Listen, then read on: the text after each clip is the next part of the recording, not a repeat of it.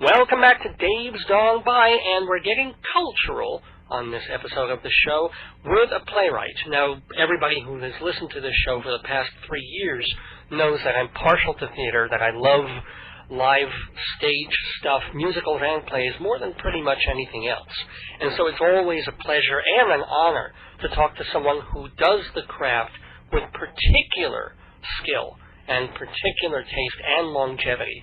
And that definitely goes for my guest in the neighborhood. His name is Jeffrey Sweet, and he is a theater critic, a playwright. He's also written for television, and he's doing a bunch of stuff all the time, but a lot of things seem to be happening specifically now with his work. So it's a good time. Also, this being that in-between time from the announcement of the Tony nominations to the Tonys second week of June. So there's no better time for us to be talking to Jeffrey Sweet. Hi, Jeff. Hi. How you doing? I'm doing fine. How are you? Good. I'm busy, but I doubt I'm as busy as you are. Why don't you tell the folks what's going on? Well, I've got a busy season coming up, which is darn nice. I have a play called The Value of Names, which I actually wrote back in 1983, and all of a sudden, within the last 3 or 4 years, this play is getting done all the time. And it caught the particular interest of Jack Klugman, who has been very attracted to the lead part, and he first did it a few years ago, and then he said, I want to do it again, so he led a tour last year, a tour of 3 theaters, and then he said, I want to do it again, so he's going to be doing it at the George Street Playhouse in November, so looking forward to that. Where George Street's in New Jersey, right? Yeah, in New Brunswick. And it's where Rutgers University is. Oh, David Saint runs it. It's a Lort Theater and quite a good one. So I'm very pleased. The funny thing is that I still haven't been officially informed of this by the theater. I found this out from a news story, and then went to the website and saw that the website had announced that the play was being put on. So I mean they've contacted Dramatis Play Service, they're the people who license the play, but I haven't been officially informed of this, so I'm sort of amused. One of the values of the Internet is to find out what's happening to you. Tell people, though, about The Value of Names. What is the play concern? Well, the play is about a man named Benny Silverman who was blacklisted back in the 50s when a guy who had previously been his best friend, Leo Gresham, had been called in front of the House Un-American Activities Committee, and Leo, in order to get clear with HUAC, had named Benny's name, and Benny had then been blacklisted, and obviously the 2 guys have not talked since. This was, from Benny's point of view, a major betrayal. Mm-hmm. Anyway, the play takes place in the early 80s, and Benny's daughter, who is a young actress, has been cast in a play that's trying out in Los Angeles, so she's come to stay with her father. Her father, in the meantime, has made something of a comeback. The blacklist went out of effect. He got a part playing a crazy neighbor on a situation comedy, made oodles of money, retired, spends most of his time on a patio painting very bad paintings, and generally having a fine time. He's delighted that his daughter is coming to stay with him while she's rehearsing a play. But in the middle of the rehearsals of the play, their director takes sick. And the producers decide to bring in a new director. And the new director is Leo, the guy who named her father. Mm-hmm. So it sets up the question of how is she going to deal with this? Is she going to work with this man who, by something he did back in the 50s, did severe damage to her father's career? Leo, realizing that Benny's daughter is in the show and that she's considering dropping out, uses this as an excuse to drop in uninvited. And it sets up a big climactic scene. Well, don't tell folks how it turns out. But I'm not going to tell you how it turns out. There'd be no suspense in that then. But it's a big. It builds to this big actors duel between the 2 guys.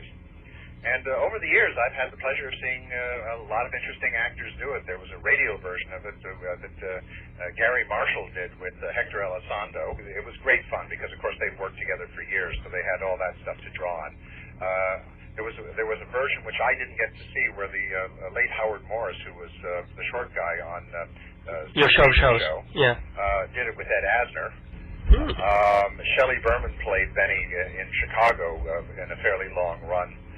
right now people are talking about the blacklist again, and I think that a lot of it has to do with what's happening in D.C. I think that we're back in times that people who went through the McCarthy era find kind of reminiscent of those days. You know, a place we're in a situation where government is intruding on people's private beliefs. We're in a time when people are illegally using agencies to collect private information. We're in a time when when the administration is claiming that anybody who opposes their policies is unpatriotic and perhaps even a traitor. So we're in a terrifically polarized time. I'm hard-pressed to think of any reason why I would want to thank George Bush for anything, but I think he's certainly had a lot to do with getting this play up and going again, and it's just popped up again, and I don't think it's just that people have suddenly recognized, oh, look, here's a modern classic. I'd like to think that, but I don't think it's true. Something interesting happened. There was a little production up in Stratford, Connecticut not too long ago. And I went up to see it, and I was happy with the production, and afterwards I was talking to the audience. And a woman in the audience got up and she said, you would have no way of knowing this, but you just put my life on the stage. And it turned out that her father had been, his name was Bob Roberts, and he had been John Garfield's producer. He had produced 2 or 3 of John Garfield's best movies. And Garfield and her father had been blacklisted. And her father had gone to England to get away from the blacklist, but he had never talked very much about what had happened to him. And finally, you know, she tried to find out what made the family leave the States and go to England, move to England. And finally, her father told her this story about being blacklisted. But the father had never worked as a producer again. And so this is, to a large degree, a play about this woman who is discovering what her father went through politically. You know, because we're affected by things whether we know, we're affected by our parents whether we know what they've been through or not. Well, actually, then let's roll that back a bit and go to your childhood, Jeffrey Sweet. Oh, good Lord. And well, see what formed the building blocks that made you a playwright. Well, one of the things is that my dad always wanted to be a novelist himself. He had several degrees in history, so he wanted to teach, and one day when he finally got a class and discovered that he really didn't have a talent for teaching. He couldn't convey his passion for his subject matter to a group of undergraduates at UCLA, and he realized that he just wasn't a teacher, so he switched over to writing PR for universities, first Northwestern University and then the University of Chicago. But he always wanted to write, and instead of writing, he earned money to keep me in clean jammies. I don't know, you know, he took care of the family. Right. So on that side, I had a father who is a writer. Mm-hmm. You know, although what he did was write PR stuff, but he always wanted to be a novelist. And then on my mother's side, my mom is a classically trained violinist who came out of Juilliard. Oh. And she had played in the pit orchestras on Broadway at Radio City Music Hall. She was in Frank Sinatra's string section when he played the Paramount. You know, and she so for her, music was her life. Did she have any great Sinatra stories? Any anecdotes about him? Well, she said that when she knew him, he was very nice. That he made a point of taking every single member of the orchestra out to dinner. And so one night he took her out to dinner, and it was during wartime, and he had managed to pull his connections to get nylons for all the women in the orchestra. And she said that you know, all these stories that she heard about Sinatra's subsequent bad behavior bears no relationship to the guy she knew, who she thought treated people very well. She had nothing but nice things to say about him and about the way he treated the orchestra. Well, the strange part was that he bought nylons for the men too. Very weird kind of situation there, but we won't get into that. Well, I mean, there has to be some reason why those guys weren't in the army, but never mind. But okay, so you had that background of parents who were creative, who were artistically bent. That didn't mean sometimes that would mean the child would go in the opposite direction. Well, actually, my mom, having gone through that life, did not want me to do this at all. It was something of a battle. You know, she wanted, you know, both my parents are children of the Depression, and safety and security were, you know, things that they placed a high premium on. So she wanted me to go off and become an actuary or something. She said, "You've never heard of the starving actuary?" And I said, "You've never heard of an actuary?" But finally, she sort of relented. This is what I was going to do. I knew from about age 13 I was going to be a playwright. She relented, and then, I started getting produced at a very young age. I was still in college when I had my first professional production. What show? It was a musical. I wrote book music and lyrics to something called Winging It, which was a very loose adaptation of Aristophanes' The Birds that was done as a special project at the Milwaukee Rep back in, good Lord, what was it, 1970. Wow. So I was 20 years old, and the school gave me a few weeks off to go to Milwaukee, where I froze my tuchus, and we put up the show. Well, you're from Chicago. I mean, come on, it's a rather cold city too. Yeah, but the Milwaukee Rep was built in a kind of a compound with a lot of cement, and I remember as being one of the coldest times I've ever been. In Chicago, there's some buildings you can hide behind. In this place in Milwaukee, it was like picture the same school of architecture as the UN, and imagine being hit by a blast of cold air from Lake Michigan and sliding across ice-covered slabs of concrete. But you were probably too excited to care, or you were just kept warm by the fact that, oh my God, they're doing my musical. Well, that was considerable compensation. I do an awful lot of work in Chicago, and frequently I do the work in some very bad weather. In fact, the first time I had a show put up in Chicago was in the middle of, I think it was the worst blizzard there in 30 or 40 years. I arrived, the place was filled with snowdrifts 6 to 10 feet tall, which had frozen. And people... That's Chicago cement. That people lost their cars for months, literally. Wow. And worst blizzard in years. It would snow, it would melt a little bit, then it would freeze, it would snow, melt a little bit, and freeze, and the cycle kept going until there was a point where you would be walking down the street, you'd be walking on a sidewalk, and to one side of you would be a building, and to the other side would be frequently a 10-foot tall, solid wall of frozen ice, snow and ice, dirty. So you'd be walking down corridors, and only at intersections could you see the rest of the street. And so I arrived in this. I had my first show in Chicago was just about to open. I arrived in this, and I went to the rehearsal, and they were doing a gorgeous job. And I thought, well, this is a beautiful production. Too bad nobody's going to come and see it. Who's going to be so nuts to brave this weather? And it opened. It got a terrific review from the Chicago Tribune, and we sold out the run in 3 days. Wow. And I thought, okay, Chicagoans are tough. Nothing's going to get in the way, get between them and a play they want to see. And it's true, because we both know critics from Chicago. You've also been a theater critic. I have, yes. So belonging to some of the organizations that we do, some of the Chicago people, and they've been at it they're not that old, and they've been doing it for 30 or 40 years. Yeah. And they will see everything and anything. Oh, it was a great community. I had the good fortune of coming in there at a time when Richard Christensen was at his peak, and Linda Weiner was still writing in Chicago. She's at Newsday now, of course. She's at Newsday now, yeah. And for my money, one of the best critics writing in the New York area, easily. What makes her so good?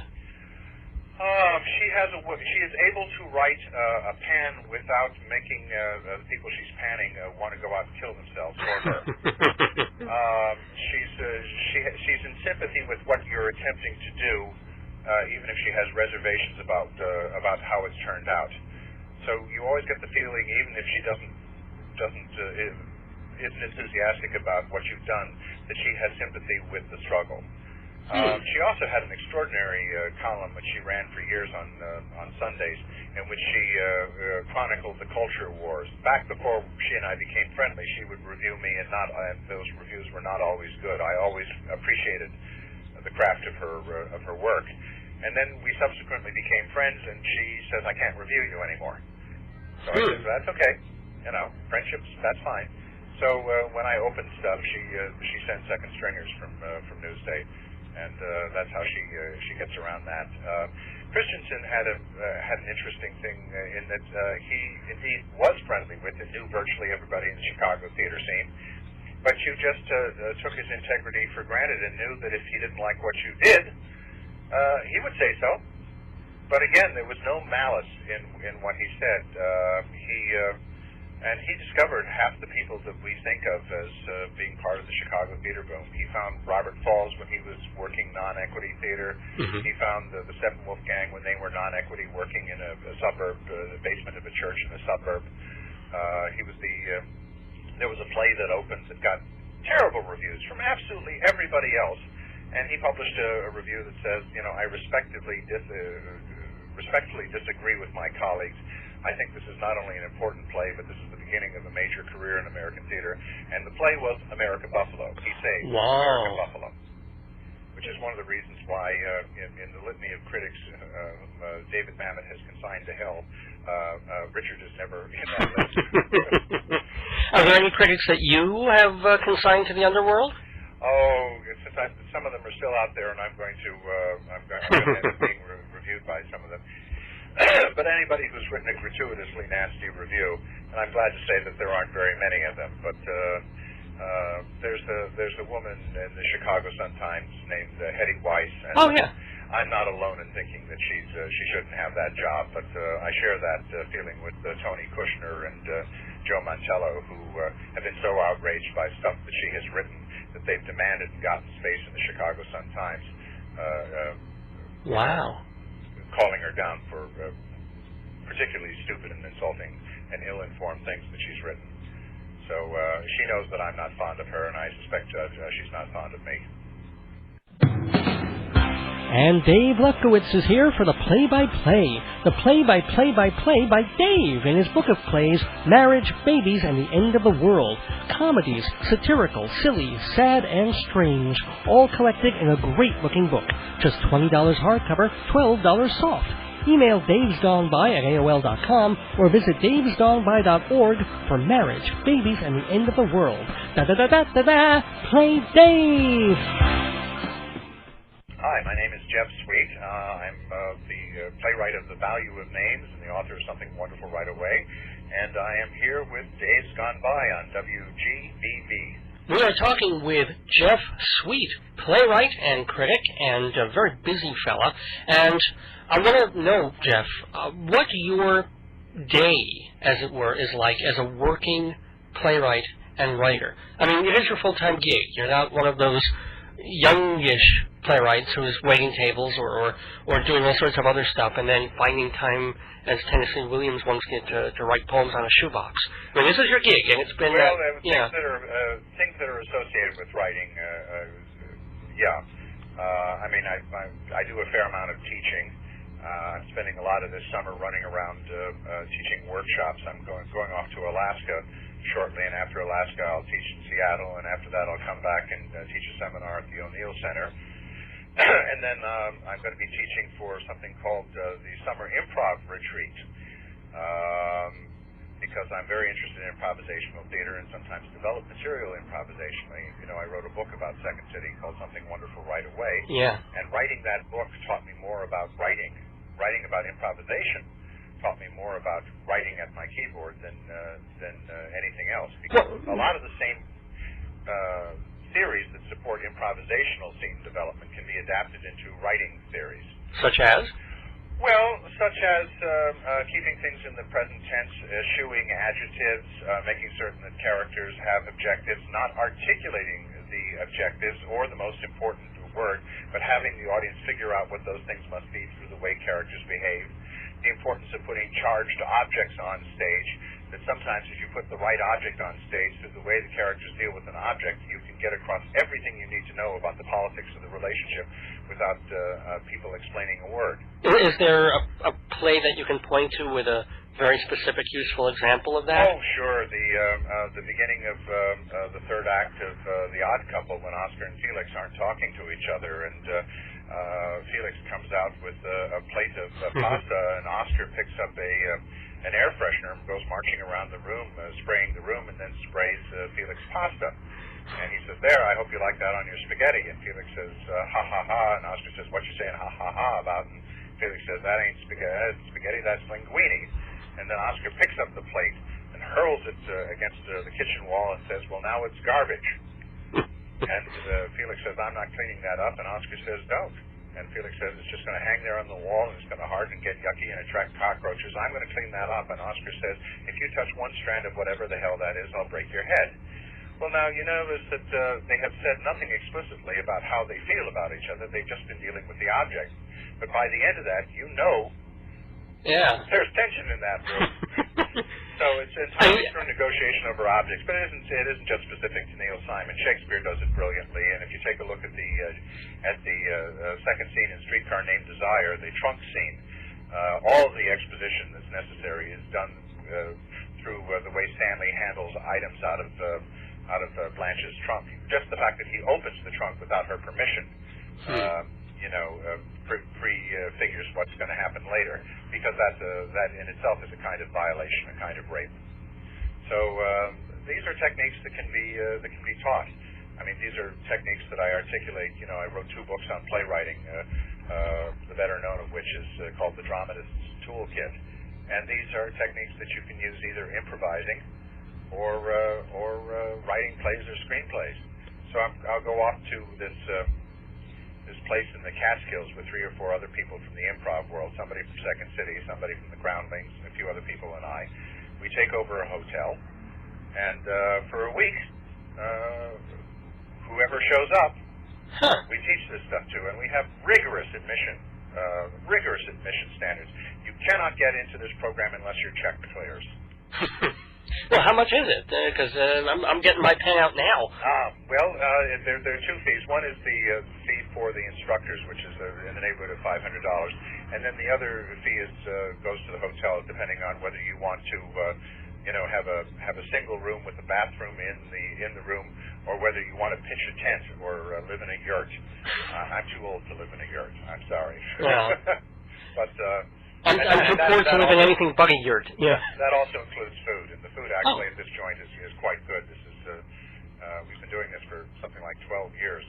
But the outfit that sponsors it is called Artistic New Directions, and if people toss Artistic New Directions and Summer Improv Retreat into Google, they'll get there.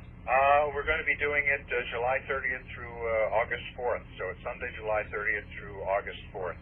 Have you worked with some well-known people and coached them, and then they've gone on to Broadway success or regional success? Oh yeah, no, I've been running workshops or setting up workshops for a long time. Years ago, I founded something called the New York Writers Block, and the alumni from the Writers Block. I'm not saying, mind you, that I taught all these people, but I created the circumstances under which we taught each other. But Donald Margulies started writing Sight Unseen in that group. Winnie Holtzman, who wrote Wicked, was in our group. That's a brilliant book, yeah. Jane Anderson, who wrote The Baby Dance. The Baby Dance, and is now writing and directing films.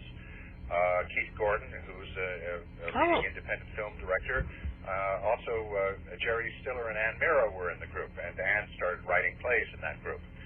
So that was kind of a good group. And then, at one point I had an ad for teaching in some trade organization, I don't know, whatever it was, trade paper, and Warren Light took me aside and he said, "Well, why did you put in that I was one of your students?" I didn't want to admit that I'd forgotten that he'd been one of my students. But, he says, Tony Award-winning playwright, endorses Jeffrey's. He said, that gets you some students. Well, he's right, I suppose. Well, Warren's a real promoter of I got an email from him a couple of weeks ago before I think the Drama Desk nominations were, or when the Drama Desk nominations were announced, but before the award winners were announced. And he was mentioning his play, No Foreigners Beyond This Point. Well, that was a terrific play. It was very good. But it was weird to get, like, a real self-promoting sort of thing from him. Look, I'll send you the script if you want to read it, if you didn't get to see it, or if you want to remember it. I'm up there, please vote for me. I was like, whoa, that's ballsy. Well, part of the problem is that unless you've got a big budget, some of these shows, it's very difficult to get attention. I had a show off Broadway in the spring called Bluff. Got a sensational review out of Newsday. Got quite a good review out of the New York Times.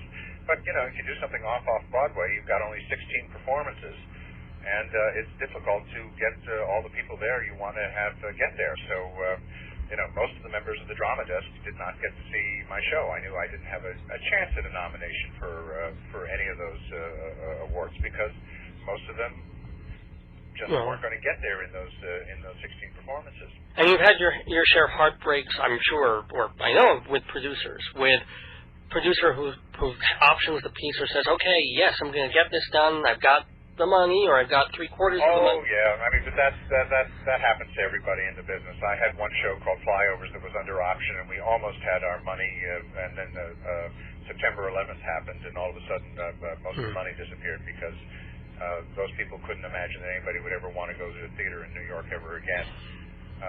That play will get done. It just won't get done by that producer.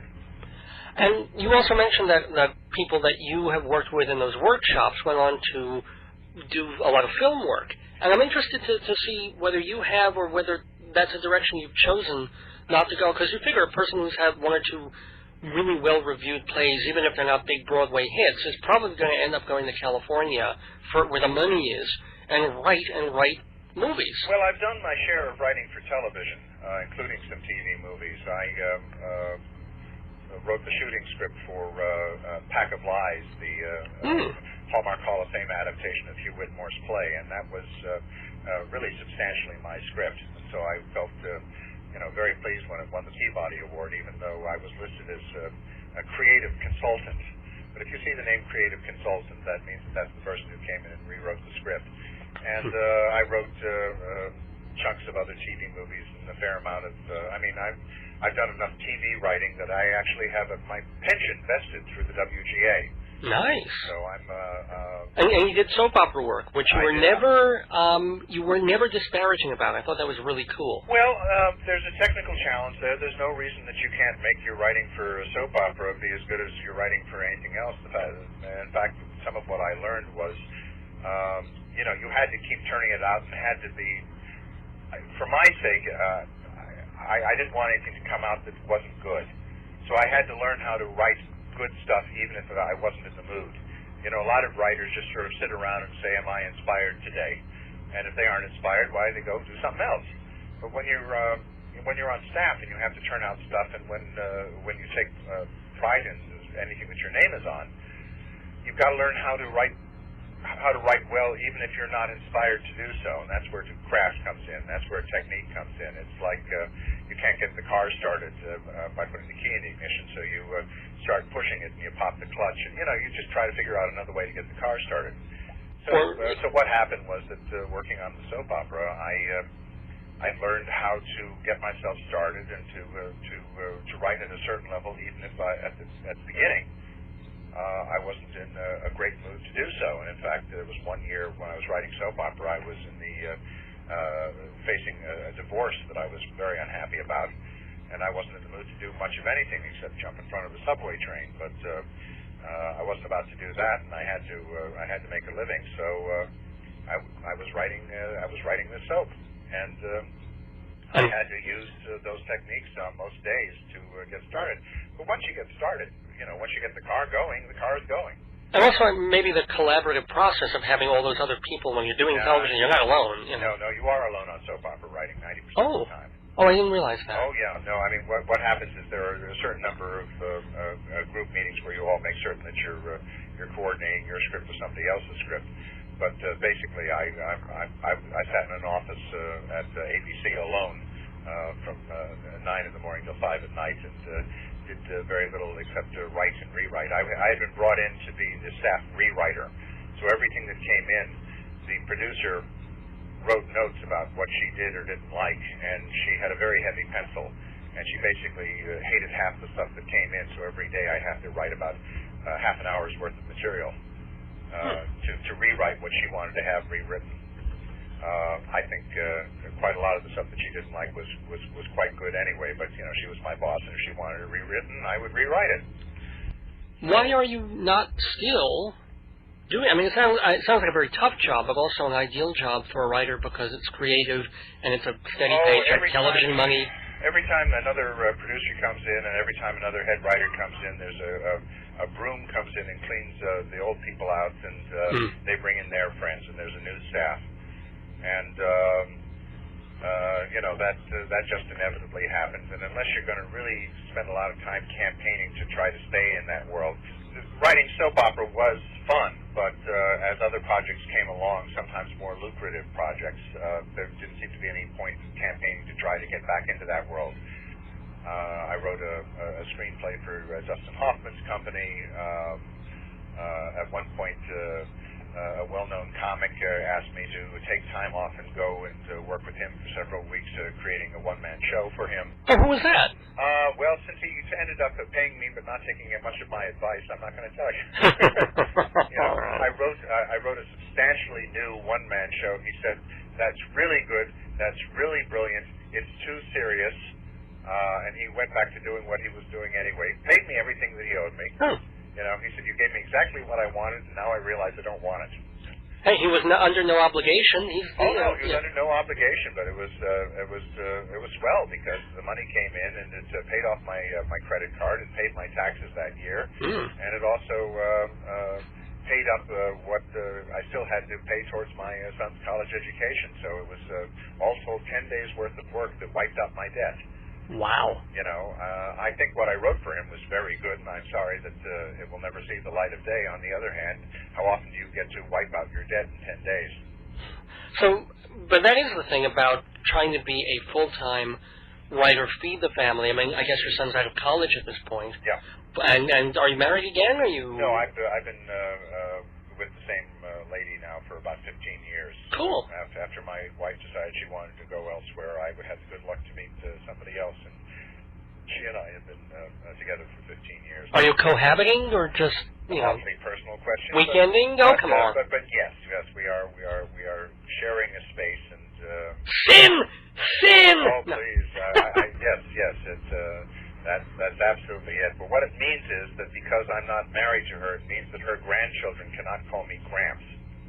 Good. They can call me Weird Uncle Jeff, but they cannot call me Gramps. If I married her, then they would be able to call me Grandpa. It's probably better that they don't call you Weird Uncle Jeff in this particular political climate. That would just not be so good. Well, I don't mind being called Uncle Jeff. Right. That's just fine by me. Hi, this is Jeffrey Sweet. I'm a playwright, author of The Value of Names, and Something Was Wonderful Right Away, and I'm here on Days Gone By on WGBB. So what else are you working on right now? I mean, aside from the plays you've already written that are being done in different... Well, I've got a new play opening in Chicago in February called Court Martial at Fort Devens, which is a historical play based on a sensational story I stumbled upon about... some black privates, some women, some WACs, it's Women's Army Corps, who got into a big fight with a racist colonel, they won. They beat him in 1945. Wow. And it's an extraordinary story, and I managed to get my hands on the court-martial transcript and got my hands on primary sources that nobody had looked at in 50 years. People think that the civil rights movement really became active and that people really started to fight in the 50s. They think that it began with Rosa Parks. But these young women took on this colonel in 1945, and they beat him. They were court-martialed. They were initially convicted, but the conviction was overturned on a technicality, and when they went back to the fort, expecting to have to face this colonel again, the Army had been so embarrassed about what had been revealed about the colonel's behavior during the course of the trial that the Army forced the colonel to retire. Wow. And there's an enormous amount of fascinating stuff in there, and I was just thrilled by the stuff I found. There's some of the passages are straight out of the court-martial transcript that you just couldn't invent. Well, let me ask also, I mean, between that play and The Value of Names, which has the Blacklist as its background, then you had American Enterprise, which is about Pullman. Yeah, it was my big labor play about 1894, yeah. History seems to be... Well, I alternate between personal plays and historical or political plays because I just like to mix up the diet. I like seeing a variety of plays, and I also work on musicals. Oh, right, yeah. So I like to write what my tastes are, and my tastes aren't only historical or only political or only personal or only musicals. I like a mixed diet, just as a theater goer, so I'm going to write whatever story captures my interest in whatever form the story demands. Actually, let me go back to a question that I asked early on but didn't really follow up with. Do you work on just several deadlines pending at once, and during the course of, say, a day or a week, how do you map out your time so that you get your stuff done and you're not just concentrating on the business aspects or the traveling or the teaching, but you're actually writing? Well, the teaching is the most consistent bread. You know, that's where the money comes in most regularly. So everything gets folded around the teaching gigs, which are frequently established months in advance. It depends on whether I'm working on a project on spec that is something that I just want to do myself that I will then go off and market, or whether I'm working on a project that somebody's invited me into. I'm working on what may turn out to be a very big Broadway musical with very well-known names. I'm not at liberty to. Oh, come on, just something. A little. I can't tell you anything except they've won. One of them's won the Tony, and both of them have won Oscars. The Bergmans? I'm not going to tell you. All right, okay. But anyway, they had a project that they were stuck on, and their producer saw a play of mine in Chicago last year and invited me out to lunch and started asking me sort of vague questions about how I would address this dramatic situation or that dramatic situation. And I said something that made him say, do you want to look at this material, see what ideas you have? And so I looked at the material, and I had a very clear idea very quickly how to solve their problem. They've been stalled on it for 8 or 10 years. 8 or 10 years? Yeah. This is a project they've been working on forever that was very important to both of them, but they had not been able to lick the story. You know, Adolph Green's dead, so it can't be him. It will avail you not to guess. But anyway, it was. I came up with something, and both of these people said, "Oh, that's it. Come join us. You're now co-author of the book." So, got me Hamlish. Hamlish is in there somewhere. I'm not going to say. Okay. Anyway, so I find myself now co-authoring the book, and these guys are guys whose work I admire. So it's very flattering to be working with them. It's also very funny to visit their lavish homes. Well, yeah. Because I prowl around my one-bedroom apartment, and they could put my apartment in their kitchens. Well, if you have a big hit musical, that means you could get a 1.5-bedroom apartment in New York. That would be very exciting, yeah. Or even possibly a separate studio that I could use as an office, and I could get all this crap out of here, and my girlfriend would be a lot happier.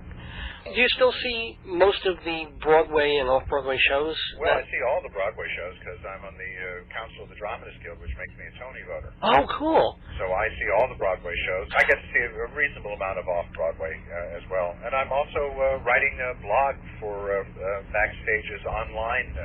Cool. So between all of these different affiliations, I usually can get in to see whatever I want to see, and I see a fair amount of stuff. Well, as a Tony voter, what you voting for this year?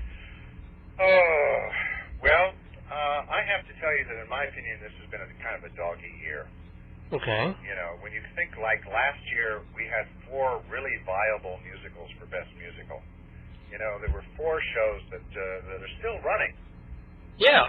We had 4 musicals that were hits in one season. Wow, we hadn't had anything like that since the early 60s. And they were pretty much worthy hits. I mean, Spamalot's Dirty Rotten Scoundrels is delightful. Yeah. Spelling Bee, what was the fourth? And Light in the Piazza. Well, okay. Yeah. And all 4 of them are hits. And it was delightful, and they all had their own particular strengths, but you had to parse out which you thought had a better score and which you thought had a better book and which was overall a better production and so forth. But it was really a contest. But this year, actually, we have 4 musicals that may be commercial hits, if not critical ones. If you think about the 4 that are nominated, there's a possibility there. Yeah, I mean, Jersey Boys is going to make its money back, obviously. Right. Drowsy Chaperone is selling well because the critics loved it, and Color Purple is selling well because of Oprah. Yeah, so you've got possibly 3 hits there, and I wouldn't be surprised if Wedding Singer ekes through as well, because it makes its audience happy. My theory is that Wedding Singer is the show that you go to see if you can't get into Jersey Boys. They're both celebrations of Jersey culture. And if you're coming through the tunnel, on the weekend with your parents, that's But you sound less excited about that crop. I'm not terribly happy about the scores of any of them. I'm sitting there. There's some lyrics that I like in Drowsy Chaperone, but I'm not nuts about the music in that, and I'm not. Of course, Jersey Boys doesn't have an original score, right. So they've nominated the Andrew Lloyd Webber, David Zippel score for Woman in White. I was disappointed in that. I wanted to like it more, but I don't think there is a score this year that's really knocked anybody. As much as people, and I had a great time at Drowsy Chaperone, I can't say that I came out of there like from an Irving Berlin musical going, oh yeah, the score is just part and parcel. It's a very good extended review sketch. Bob Martin is from the Toronto company of Second City, and since I'm a big Second City fan, I'm delighted for that. And he also co-wrote a TV series I love called Slings and Arrows, which is the best series I've ever seen about the theater, which is a parody of the Stratford Festival up in Ontario. They've been running it on the Sundance Channel, and very, very funny show. Oh wow! Okay. So I'm a fan of his, and I'm a fan of the show, The Drowsy Chaperone. But on some level, I'm a little disappointed because this should have been an engaging also-ran. It should not be, the favorite. This is a show that's like so many shows that have been nominated or won in the past few years, makes fun of musicals. And we've had so many musicals that make fun of musicals over the past few years, and not very many really good original musicals, musicals that take themselves seriously. One of the things that was pleasing about Light in the Piazza was that it didn't mock the form. Spamalot mocked the form, Dirty Rotten Scoundrels mocked the form, Spelling Bee mocked the form. Yeah. Avenue Q mocks as well, yeah. Sorry? Avenue Q as well. Avenue Q, absolutely. And Urinetown, and, musical's a musical. Now, most of these musicals I really liked, I have to say. But I think Urinetown has got a pretty tough underneath. It's actually saying something very seriously political. And that show is really much tougher than an affectionate parody of musicals. It's about how we distract ourselves with amusements and pay no attention. And we are under the illusion that because we support the right culture that we're doing something. Right. So there's underneath it. It's actually a rather tough show with some unpleasant things. People who've seen the show forget that yes, the corporate bad guys, die. But in the epilogue, we discover that nobody has enough fresh water. Well, not only that, she dies too. So there's precious little comfort in there for anybody of any political persuasion in that show. It's a very tough little show. Well, at the very end, the lead character holds up a book of Malthus and says, "Read this." That's Brecht right there. Malthus, yes. Well, we have only very, very little time left, unfortunately. So I want to ask very quickly about the plays of this year. Both Broadway and off, and your thoughts. Well, I will end up voting for History Boys because it's consistently witty and entertaining, and God knows I enjoyed it, and I've been following the guys from Beyond the Fringe, ever since those days. I'm not over the moon about the play because I don't quite believe it. I enjoyed it, but I don't quite believe it. I don't believe that because this guy comes in that he all of a sudden turns everything around in the school because they succumb to his cynicism. For me, the plays were actually weaker than the musicals. I like Rabbit Hole, though. Well, I liked most of Rabbit Hole. I thought that it repeated its effects a little bit. I would have cut the first scene in the second act and taken out the intermission and played it as a 90-minute one act. And I think that's just my sort of meatball surgery. But every scene was about the ghost of the kid in the room and how it was affecting everybody. And how many times can you say we're devastated, or dramatize that? That said, I liked it a lot. I just was. God forbid you should ever have to get over the loss of I imagine that's what life is for a couple of years. Absolutely. After everything is the kid in the room. The needs of drama are different than the needs of life. It took all evening to do what Shakespeare did brilliantly with one speech in King John when Constance talks about grief walking up and down with her in the corridors, the Denver's son. But I still think it was a darn good play, and I was glad it was on this season. Actually, the play that I was surprised by, because I didn't expect to care much for it at all, was Festin, which I saw late in its run. Ooh. And maybe when it opened, they hadn't found their ensemble. But 4 weeks in, when I saw it, I thought it was just riveting, and I thought that the performances were wow. sensational. I thought that Larry Brigman was absolutely cheated of a nomination he should have gotten. I thought that Michael Hayden was about as good as I've ever seen him. I thought that people absolutely misunderstood what Ali McGraw had been directed to do. They say that she was giving an unconvincing performance. She's playing the part of a woman who's trying to ignore the fact right. that she's been living with a monster for 30 years and has done nothing about it. So the artificiality is the part. So I sat there with a friend of mine, and we were both dumbstruck by what impact it had on us. My agent, who teaches at a university, sent some of her students to see it, and they all came back, and that was their favorite show of the season. So I think it got kind of a bum's rush. I think it's a much more interesting play, and I certainly would have put it up if I'd been on the nominating committee. That would have been one of the ones that I nominated over.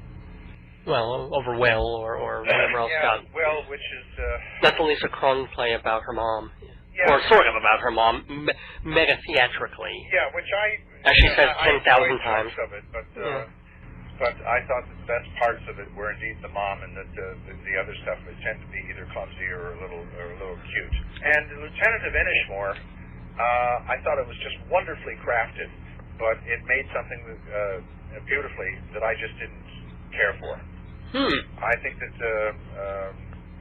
this is Martin McDonagh. His guiding aesthetic is, what can I do to get at the audience? How can I make them squirm, or how can I make them... and he's done this in play after play after play. And I find that slightly juvenile. Well, he is. When he was writing these things, he was in his early 20s. Yeah, I know, and this is very obviously sort of, okay, I'm going to try to do on stage what Quentin Tarantino did in Pulp Fiction. Right. Just as Lonesome West was his response to True West and American Buffalo. And on some level, as well done and as well crafted as it is, and I think Inishmore on some level is one of the best crafted plays he's done. The mock disemboweled people on stage and all the blood packs that had exploded and all the rest of it. I thought that really he ultimately was not making a point so much as jolting the bejesus out of the audience. I felt very similar about the Pillowman, although the Pillowman I found actively distasteful. I thought it pretended to be about something and really was only about getting a rise out of the audience. I know a lot of people who don't agree with that, and that's fine. That's why we have conversations. But I'm not a part of his. Okay. But sometimes writers develop. I remember that in the early days that Richard Greenberg's plays were very superficially clever and glib, and I was not a big fan. And then he wrote Eastern Standard, and that seemed to signal a transition. And then after that, he wrote 4 or 5 plays that I just think are glorious, culminating in Take Me Out. So I'm, even when he doesn't succeed, I'm always eager to go to see another Greenberg play, because between that and The American Plan and a few of his other plays, some of those plays are just gorgeous. Well, that was the surprising thing about Rabbit Hole from David Lindsay Bear. I mean, his other plays were these kind of audience-begging, goofy, weird, sort of sick trailer trash fantasy things where his trademark was becoming... what outrageous thing can I do now? Yeah. And yes, and I think that represents an advance for him. It was like... it was a leap. Nikki Silver had a play... it was done at the Vineyard, and I can't remember the name of it, but it was a real revelation from him. It was such a break in what he had done before. It got creamed by the critics, but I went with a friend who joined me reluctantly, because she was not a Nikki Silver fan either. And at the intermission, we looked at each other and said, "Am I nuts, or is this really good?" And we were, tremendously impressed by it, tremendously moved by it. What he had suddenly done was found a point of empathetic contact with his own characters. Rather than making fun of people's pain and downfall and embarrassments, he actually, you got a feeling that he cared about the characters for the first time. The wisdom had suddenly arrived. And that once wisdom arrives, you never go back to writing juvenile stuff. Easy jokes about people's infirmities.